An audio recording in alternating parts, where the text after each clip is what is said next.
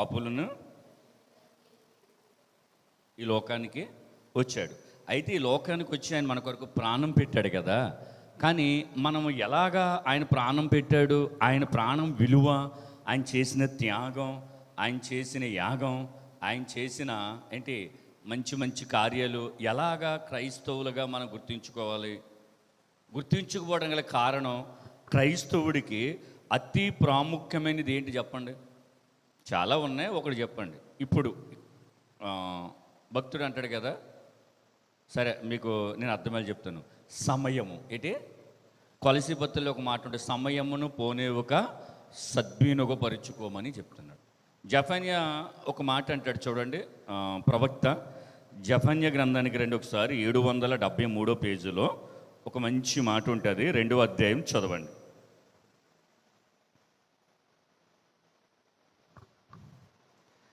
773 జఫన్యా 2వ అధ్యాయం మొదటి నుంచి.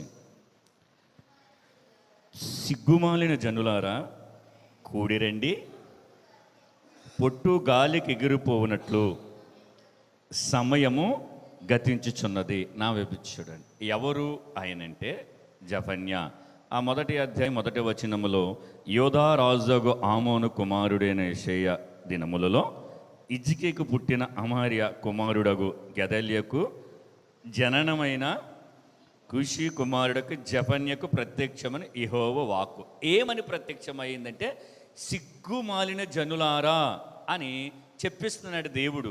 ఎందుకు చెప్పిస్తున్నాడంటే, సమయము ఎగిరిపోతుంది, లేదా సమయము గతించిపోతుంది. ఎలాగ ఎగిరిపోతుందంటే, అరచేతుల్లో కనుక మీరు పొట్టు తీసుకుని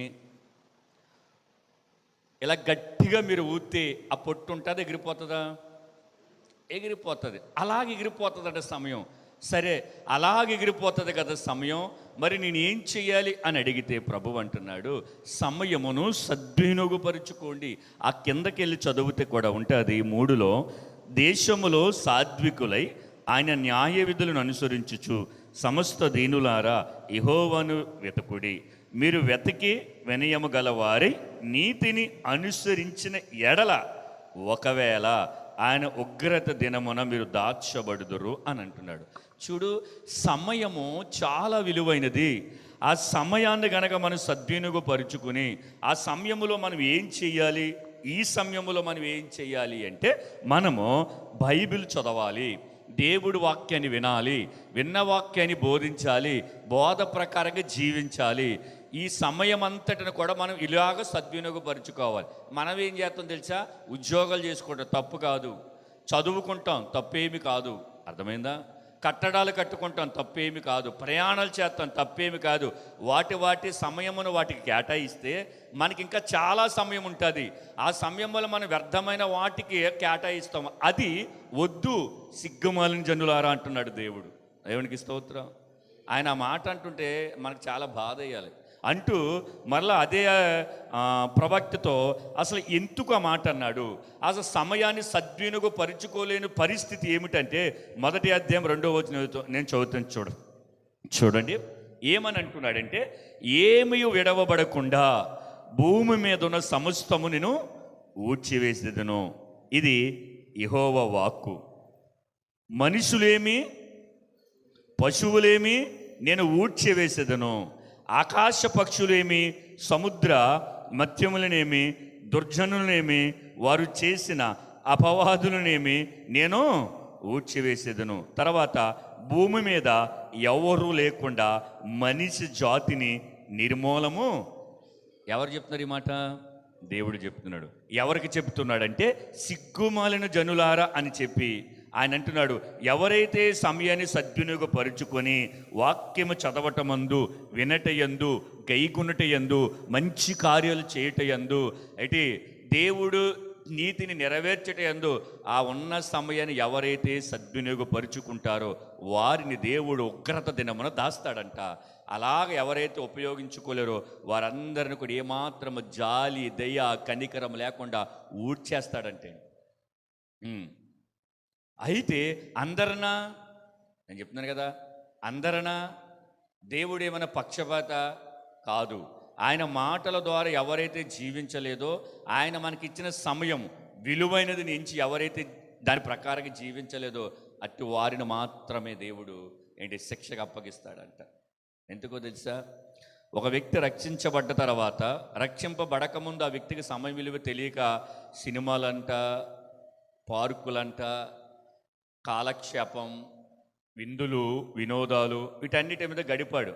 అయితే వాడికి లేదా ఆ వ్యక్తికి లేదా నీకు లేదా నాకు ఉన్నతమైన అమూల్యమైన రక్షణ మనకు అనుగ్రహించబడిన తరువాత, మనం రక్షించబడ్డ నాటి నుండి ఇదిగో ఈ రోజు వరకు లేదా దేవుడు మధ్యాకాశంలోకి వచ్చేంత వరకు ఆ సమయము చాలా విలువైనది. దేవునికి స్తోత్రం, హల్లెలూయా. అయితే సమయము విలువ తెలిసిన మనము యెహోవా ధర్మశాస్త్రమును దివారాత్రులు ధ్యానించాలి. ధ్యానించడమే కాదు, దాన్ని గైగునడమే కాదు, దాన్ని ఆచరించడం కాదు, ఆ ఆచరణలో పెట్టి ప్రతిరోజు దానిని మనం పోషించాలి. దేవునికి స్తోత్రం. ఇదంతా చేయటానికి ఏం కావాలి? సమయం కావాలి. బైబిల్ చదవాలంటే సమయం కావాలి. దేవుడి మాటలు ధ్యానించాలంటే సమయం కావాలి. దేవుడు చెప్పినట్లు ఇతరుల ఎడ జరిగించాలంటే సమయం కావాలి. ప్రతి దానికి సమయము ముడిపడి ఉన్నది. కాబట్టి ఆ సమయం విలువ మనకు తెలియాలి. సమయం విలువ తెలియకపోతే దేవుడు నీ కొరకు నా కొరకు ప్రాణం పెట్టిన దేవుడు అంటున్నాడు, జఫన్యా వాళ్ళు ఎవరో తెలుసా? సిగ్గుమాలినోళ్ళు. సిగ్గుమాలినోళ్ళు ఎవరంటారు? 4 గోడల మధ్యన ఉండే విధానం వేరుగా ఉంటుంది. అలాగా బయట సిగ్గు లేకుండా 4 గోడల మధ్యన చేయవలసింది నలుగురిలో చేస్తే ఏమంటారు? వాళ్ళని సిగ్గులేదట, వీళ్ళక చిచ్చి ఇదేంట్రా, బుద్ధి ఉందా బుద్ధి లేదా, ఇది 4 గోడల మధ్యన చేసుకోవాల్సింది కదా అని అంటారా లేదా? వాళ్ళని చెయ్యకూడనది చేస్తే, కూడని చోట చేస్తే సిగ్గులేనుళ్ళు. మరి దేవుడు మనల్ని అంటున్నాడేంటి అంటే ఏంటో తెలుసా? సమయం విలువ సద్వినియోగపరుచుకోవాలి. అది ఎలా చేయాలో అలాగ చెయ్యని వారిని దేవుడు సిగ్గులేనోళ్ళు అని అంటున్నాడు. అయితే ఎందుకు ఆ మాట అన్నాడంటే, ఈ సమయం విలువ క్రైస్తవులకి పోగొట్టేసుకుంటున్నారు. పరిశుద్ధ గ్రంథంలో ధ్యానించవలసిన సమయం అంతటను కూడా లోక సంబంధమైన వార్తలు, దేవుడి మందిరంలో గడపవలసిన సమయం అంతా కూడా ప్రయాణాలు, దేవుడి కొరకు కాలినడకన వెళ్ళి సువార్త చెప్పవలసిన ఆ సమయం అంతటి కూడా లోకములో మన పరుగులు, మన పోరాటాలు, మన ప్రయాసలు. ఇవన్నీ చూడండి మన ఆత్మీయ జీవితమునకు ఏమాత్రం కూడా యోగ్యమైనది కాదు. ఎందుకంటే క్రైస్తవుడికి సమయం విలువ చాలా ఎరిగి అడుగడుగున దేవుడి చిత్తము జరిగించేవారిగా ఉండాలి. దేవునికి స్తోత్రం. అయితే దేవుడి మాట చెప్పడానికి కారణము మన మన శత్రువైన సాతానుడు ఉన్నాడు కదా, వాడికి సమయం విలువ ఎంత బాగో తెలుసు. చూడండి ప్రకటన గ్రంథం 12:12 చూడండి ఒకసారి. ప్రకటన 12:12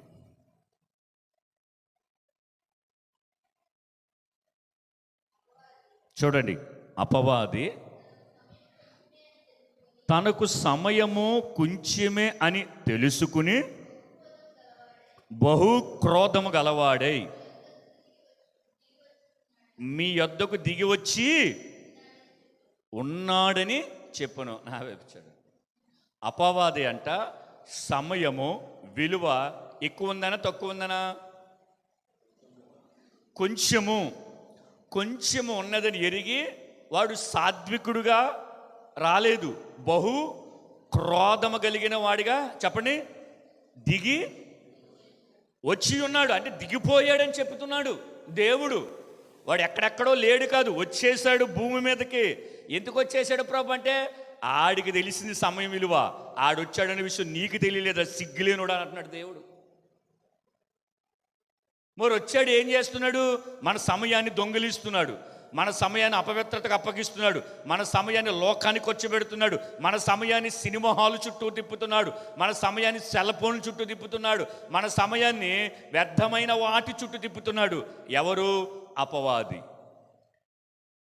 ఎలా తిప్పుతున్నాడంటే, సమయం విలువ వాడికి తెలిసి బహు క్రోధము గలవాడి పరలోకంలో నుండి భూలోకి దిగి ఉన్నాడంట. ఇప్పుడు మంచి కార్యాలకు ఎప్పుడైనా సరే క్రైస్తవుడు సమయాన్ని కేటాయించకుండా వ్యర్థమైన వాటికి సమయాన్ని కేటాయిస్తూ ఉన్నాడంటే వాక్యం అంటుంది వాడు సిగ్గులేనోడు, ఆమె సిగ్గులేనిది. మరి సిగ్గులేనోళ్ళగా ఉండాలంటే ఏంటి ప్రభు అంటే చదవాలి దేవుడి వాక్యం, గైగొనాలి దేవుడి ఆజ్ఞలు, వెంబడించాలి క్రీస్తు మార్గం, చెప్పాలి ప్రజలకు దేవుని సువార్త, వ్యక్తిగతంగా చెయ్యాలి దేవునితో సంభాషణ. దేవునికి స్తోత్రం, హల్లెలూయా. మీకు విషయం తెలుసా, అన్ని పనులు చేసేసి సువార్త ప్రకటించాను గంట, వాక్యము చెప్పాను గంట, దేవుని బిడ్డలకు పరిచయం చేశాను గంట అని అందరికి అన్ని సందర్భాలు ఇంక చేయటానికి ఏమీ లేదంటే ఏముందో తెలుసా, దేవునితో మాట్లాడే సమయం ఉంది. దేవునికి స్తోత్రం. దానికి అంతు ఉండదు, దానికి సమయం ఉండదు. నువ్వు 24 గంటలు మాట్లాడినా దేవుడు వింటాడు, 48 గంటలు మాట్లాడినా వింటాడు, 40 రోజులు మాట్లాడినా వింటాడు, 365 రోజులు మాట్లాడినా వింటాడు. ఆ అద్భుతమైన సమయాన్ని కనుక దేవుడికి మనం ఇస్తే దేవుడు మనల్ని ఆయన చిత్తానుసారంగా వాడుకుంటాడు. దేవునికి స్తోత్రం. చూడండి, ఈ అపవాదికి సమయం తక్కువ ఉందని తెలిసి భూమి మీదకి వచ్చేసాడు. వచ్చేసి ఏం చేస్తున్నాడు, పేతురు పత్రిక చూడండి, పేతురు ఏమంటున్నాడు చూడండి, సమయము కొంచెమే ఉందని ఎరిగి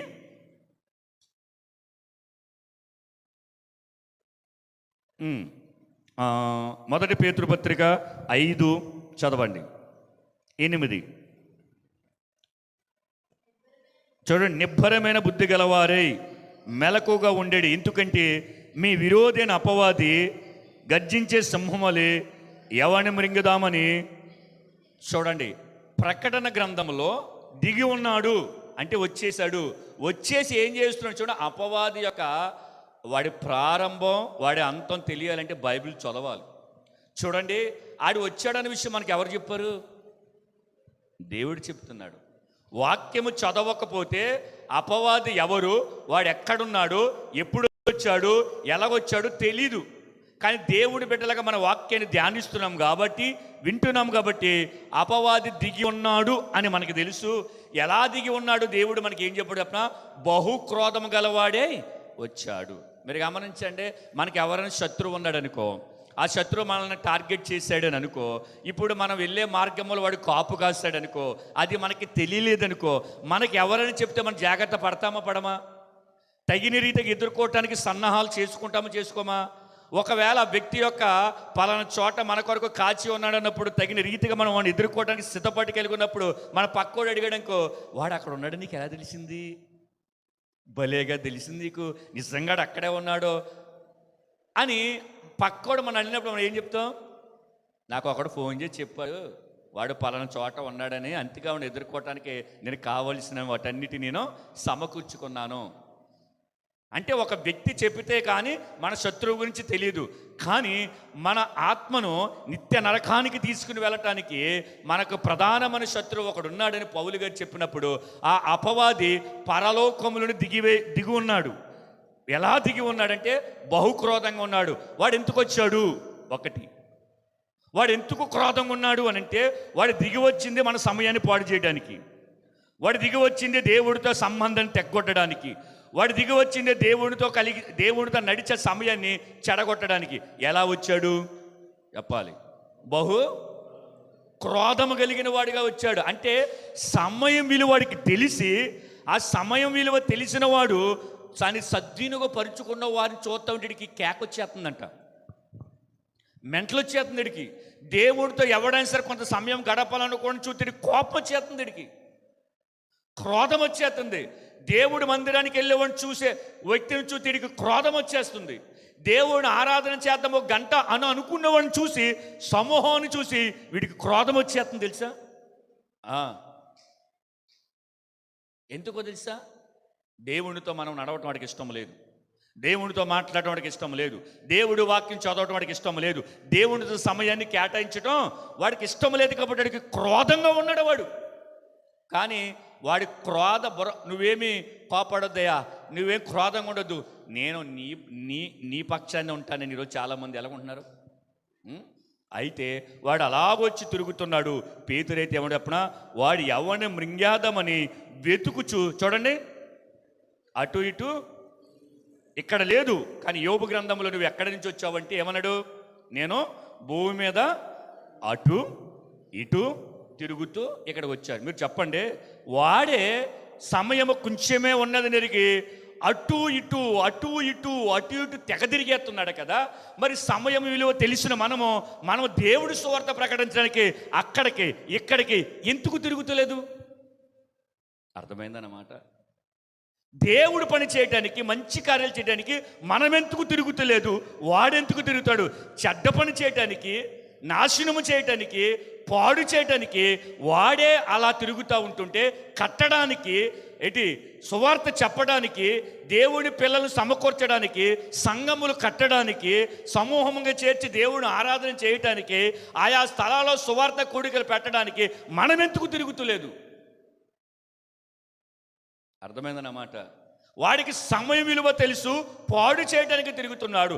మనకి సమయం విలువ తెలుసు, కట్టడానికి తిరగాలి. దేవునికి స్తోత్ర. వాడు పరలోక రాజ్యమునికి వెళ్ళేవాడు వెనకకు లాగుతాడు, పరలోక రాజ్యమునికి వెళ్ళేవాడిని మనం ఎద్దటికి గంటాలి. దేవునికి స్తోత్రం. వాడికి సమయం విలువ తెలుసు, మనకి సమయం విలువ తెలుసు. మనం సమయాన్ని సద్వినియోగపరుచుకుంటాం, వాడి సమయాన్ని పాడు చేస్తాడు. అలాగ సమయాన్ని ఎవరైనా పాడు చేసేలా ఉంటే కనుక దేవుడు అంటున్నాడు, సిగ్గుమాలిన జనులారా, నేను మిమ్మల్ని అందరూ ఒక్క దెబ్బకి తీసేస్తాను, మిమ్మల్ని అందరినీ తీసి పాడేస్తాను. ఎందుకు ప్రభు అంటే సమయం విలువ తెలియదు. మీరు గమనించండి, దేవుడు ఊడ్చేస్తానో తీసేస్తాను పదాలు వాడాడు కదా. మీరు లేదా నేను ఎక్కడైనా ఒక చోట ఉద్యోగం చేస్తున్నప్పుడు, ఉద్యోగం ఎన్ని గంటలు? 12 గంటలు అనుకోండి, షిఫ్ట్ ప్రకారంగా 8 గంటలు అనుకోండి. ఆ ఉద్యోగం చేస్తున్నప్పుడు ఆ ఉద్యోగంలో ఆ సమయం అంతా కూడా మనం ఏం చేయాలి? యజమానుడు మనకు అప్పగించిన పనిని చెయ్యాలా వద్దా?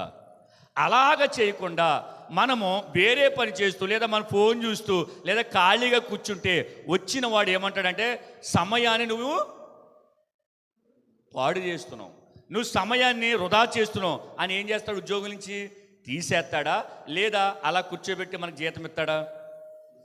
ఒకవేళ ఆ వ్యక్తిని తీసేసిన తర్వాత నాలంటూ వెళ్ళి మా ఊరిని ఎందుకంటే ఉద్యోగులను తీసేశారు అని అంటే, వాడు డ్యూటీకి వస్తాడో కానీ సమయాన్ని వాడి సొంత ఖర్చుకు ఉపయోగించుకున్నాడు తప్ప ఇక్కడ పని చేయటంలో అందుకే తీసేశాను అన్నాడు. ఒక మనుషుడే సమయం విలువ తెలిసి ఉద్యోగులను తీసేస్తే, సర్వోన్నతుడైన దేవుడు సమయం విలువ తెలిసి మనకి చెప్తున్నప్పుడు దాని ప్రకారంగా జీవించకపోతే మనల్ని తీసుకెళ్తాడు పరలోకం. చెప్పండి, అసలు ఎవరికి తెలియని అపవాది యొక్క రహస్యం, ఎవరికి తెలియని అపవాది యొక్క గుట్టు రట్టు చేసేసాడు దేవుడు పరిశుద్ధ గ్రంథంలో. దేవునికి స్తోత్రం. వాడు దిగిపోయాడు రా బాబు, వాడికి సమయం తక్కువ ఉందని, వాడు తిరిగేస్తున్నాడు అటు ఇటు, వాడికి సమయం తక్కువే ఉందని. మరి నువ్వెందుకు? సమయం విలువ తెలుసు కూడా దేవుడి కొరకు పని చేయడానికి మనం పరిగెట్టడం లేదు అని వాక్యం చెబుతుంది. సిగ్గుమాలిన జనులారా, మనము దేవుని యొక్క వాక్యమును గనక మనం ధ్యానించగలిగి దాని యొక్క లోతులోనికి మన సామర్థ్యతను బట్టే, ఎవరో చెప్పినట్లుగా మనం చెప్పాలని ఎప్పుడు మనం అనుకోవటం కాదు, కానీ మనకున్న సమయాన్ని కనుక దేవుడి దగ్గర దేవుడి వాక్యములు కనుక మనం కేటాయించగలిగితే, పని చేసే సమయాన్ని పనికి, తినే సమయాన్ని తిండికి, పడుకునే సమయానికి పండుకోవడానికి, ప్రయాణాలకు ఇవ్వాల్సిన సమయాన్ని ప్రయాణాలకు ఇచ్చి ఎంతో కొంత మిగులుతుంది. మిగలదా? ఆ సమయాన్ని కనుక మనం సద్వినియోగపరుచుకుంటే గనక దేవుని యొక్క విలువలను, దేవుని యొక్క చిత్తమును, దేవుని యొక్క రాజ్యముని కట్టడానికి దేవుడు మనల్ని వాడుకుంటాడు. దేవునికి స్తోత్రం. హల్లెలూయా. అపవాది అలర్ట్గా ఉన్నాడు, తెలిసిందా మీకు? అపవాది చాలా అలర్ట్గా ఉన్నాడు. ఎప్పటి నుంచి చెప్పండి? వాడు పడద్రోయబడిన నాటి నుండి దేవుడు మధ్య ఆకాశానికి వచ్చేంత వరకు కూడా వాడికి సమయం విలువ తెలుసు. మనకి సమయం విలువ తెలియక 6ంటికి లెగిస్తాము, 7ంటికి లెగిస్తాము, 8ంటికి లెగిస్తాం. మళ్ళీ దానికి ఒక షాకు. నిన్నంతా కష్టపడ్డాను, నిన్నంతా ప్రయాసపడ్డాను, సరే వారి వారికి శరీర బలహీనతల నుంచి, కానీ నువ్వు పండుకున్నా లేదు, సమయాన్ని సద్వినియోగపరచుకోపోయినా నీ విరోధి లేదా నా విరోధి అయిన సాతానుడికి మట్టుకు సమయం విలువ చాలా పర్ఫెక్ట్గా పాటిస్తున్నాడు. ఆడికి నిమిషం చాలు నిన్ను నన్ను మింగేయడానికి, గంట చాలు మొత్తం లేపేయడానికి, లేదా మళ్ళీ తుడిచిపెట్టడానికి వాడు పొంచిన సమయాన్ని చాలా చక్కగా సద్వినియోగపరుచుకుంటాడు. ఎలాగో తెలుసా? ఇప్పుడు దేవుడి మందిరానికి రావాల్సిన సమయం ఉంది, దేవుడి మందిరానికి రాకుండా అనవసరంగా వాడు ప్రయాణం పెట్టుకుని వెళ్తున్నాడు అనుకో, ఇప్పుడు ఎవరికి చిక్కుతాడు చెప్పండి? దేవుడి మందిరంలో 2.5 గంటలుంటే సమయము దేవునిది, దేవుని కొరకు నువ్వు ఉపయోగిస్తున్నావు, ఓకేనా? ఇప్పుడు అనవసరంగానే కావాలని దేవుడి మందిరం మానేసి ఈ 2.5 గంటలు నువ్వు ఎక్కడికి వెళ్తున్నప్పుడు ఆ 2.5 గంటల ప్రయాణం, ఆ సమయం ఎవరిది? మింగేడా? దెబ్బకి మింగేస్తాడు. దేవుడి సమయం దేవుడికి ఇవ్వకుండా దేవుడి సమయాన్ని వ్యర్థపరచుకు లోకంలో తిరుగుతున్నాడు వాడు ఎవడు అని కనుక వాక్యం అడిగితే వాక్యం అంటుంది వాడు సిగ్గుమాలినుడు. సిగ్గుమాలినుడు. వాడికి సమయము గతించిపోతుందన్న విషయము వాడికి తెలియటం లేదు. అందుకే పేతురు అంటాడు, నిబ్బరమైన బుద్ధి కలిగి మీరు సమయాన్ని సద్వినియోగపరుచుకోండి. వాడు అటు ఇటు ఇటు అటు తెగ తిరిగేస్తున్నాడు తెలుసా. రాత్రి పగలు కూడా వాడు నిద్రపోకుండా మన సహోదరుల ఎడల ఆడు ఫిర్యాదు చేస్తున్నాడు. ప్రకటన గ్రంథంలో ఉందన్నమాట. అంటే వాడే అంత ముమ్మరంగా పనిచేస్తూ ఉన్నాడంటే మనమేం ముడుచుకుని పడుకుంటామా? పై ఏదైనా చెప్పమంటే మన శరీరమును బలహీనతలు చూపించి, అయ్యో నాకు ఇది సహకరిస్తలేదు, అయ్యో నాకు చేయి సహకరిస్తలేదు, నా శరీరం సహకరిస్తలేదు అని కనుక చెప్తే వాక్యం అంటుంది శరీరము, చెప్పండి, శరీరము నిష్ప్రయోజనము. శరీరము నిష్ప్రయోజనము. ఆ శరీరమును ఆస్వాదం చేసుకుని మనము సమయాన్ని సద్వినియోగం చేసుకోకుండా అపవాది మనలను ప్రేరేపిస్తూ ఉంటాడు. అందుకే మనము ఖచ్చితంగా సమయమును సద్వినియోగం చేసుకోవాలి. అలాగ చేసుకోకపోతే కనుక సరే, అదే జపన గ్రంథంలో చూడండి, ఒకసారి రండి, కిందకి ఒక మాట ఉంటుంది చూడండి.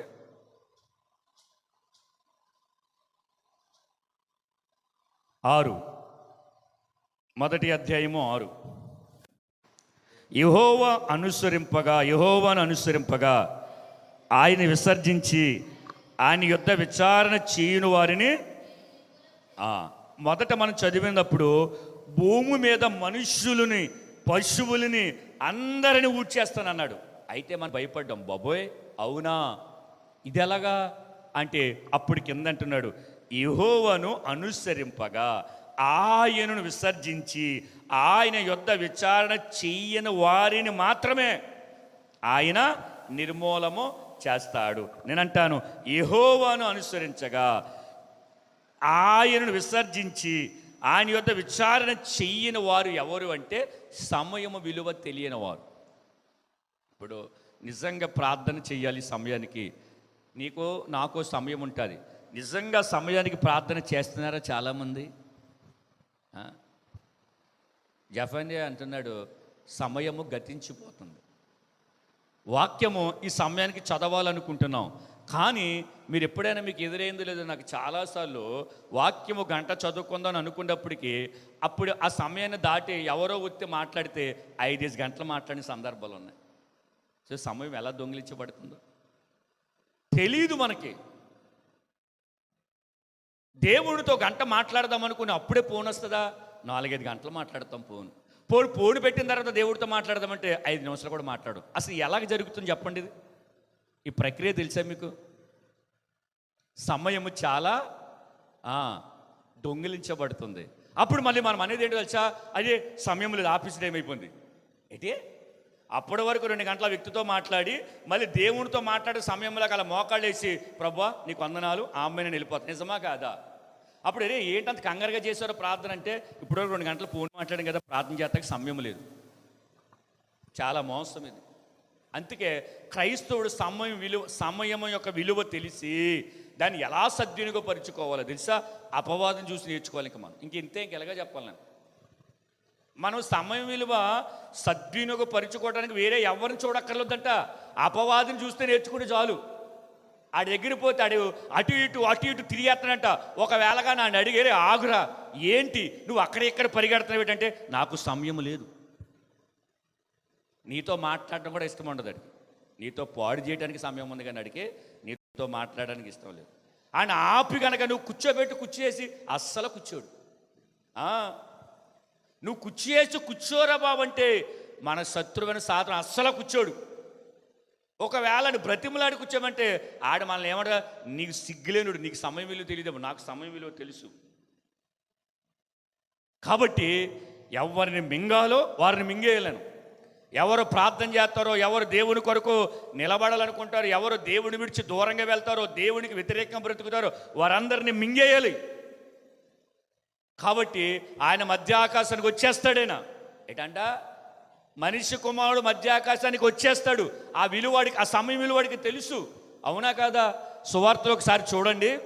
శానాని దెయ్యం పట్టినవాడు గెరాసేను పట్టణంలో ప్రభుల వారు ఎదురైనప్పుడు ఒక ప్రశ్న వేస్తాడు దేవునికి. యేసు ప్రభుల వారు ఏమంటాడు? సర్వోన్నతుడైన దేవుని కుమారుడా, మాతో నీ సమయం ఇంకా భలే ఉంది తెలుసా మాట. ఒక దెయ్యం, ఒక సాతానుడు ఏమంటాడు చెప్పనా, నీ సమయము ఇంకా రాలేదు కదా, మమ్మల్ని బాధపరచుకు, ఇప్పుడప్పుడే మా సమయం కాదు కదా నీ చేతికి మేము అప్పగించడానికి. అంటే ఏంటి? నువ్వు వచ్చావు, నీవు మనిషి కుమారుడికి జన్మిస్తావని విషయం నాకు తెలుసు, నేను అడ్డుకోలేకపోయాను. ప్రవచనాలు అన్నీ తెలుసు నాకు. నువ్వు కన్యక గర్భమైన మరియా గర్భమందు పుట్టావు, ఎదిగావు. బోధలు చేసేటప్పుడు అనేక మందిని భ్రమపరిచాను, శాస్త్రుల పరిచయం రెచ్చగొట్టాను, అయినా కూడా నేను ఫలించలేకపోయాను నీ దగ్గర. ఇప్పుడు నీవు సువార్తతో ఈ పట్టణంలో నింపుతున్నావు. అయితే నాకు తెలిసిందని చెప్పనా, నీవు యూదుల చేతికి అప్పగించబడి, కొట్టబడి, నువ్వు చనిపోయి సమాధిలో పెట్టబడి, 3వ దినమున లేపబడి, నీవు తండ్రి దగ్గరికి వెళ్ళి నువ్వు వచ్చినప్పుడు కదా మాకు తీర్పు. అప్పటి వరకు మమ్మల్ని బాధ పెట్టకు. ఒక్కసారి వాడిని అడగండి, సమయం విలువ ఎంత బాగా ఎరిగి ఉన్నాడు వాడు. మరి క్రైస్తవులకి ఎందుకు సమయం విలువ తెలియటం లేదంటే, ఆ సమయాన్ని దొంగిలిస్తున్నాడు వాడు. నీ ప్రార్థన సమయానికి, నీ వాక్య ధ్యానానికి, నీ మందిరం వెళ్ళే సమయానికి నిన్ను ఎవరైనా అడ్డుకుంటున్నారంటే దానికి కారణం ఏంటో తెలుసా?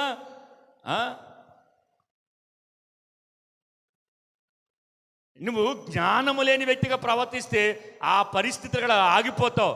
లేదు, నువ్వు జ్ఞానంగా కనుక సమయం విలువ సద్వినియోగ పరుచుకునే వ్యక్తి అనుకో, వచ్చిన వ్యక్తినే సరే కూర్చోబెట్టి, అర్థమైందా, దేవుడి మందిరానికి వచ్చి దేవుని ఆరాధన చెయ్యాలి మనం. దేవునికి స్తోత్రం, హల్లెలూయా.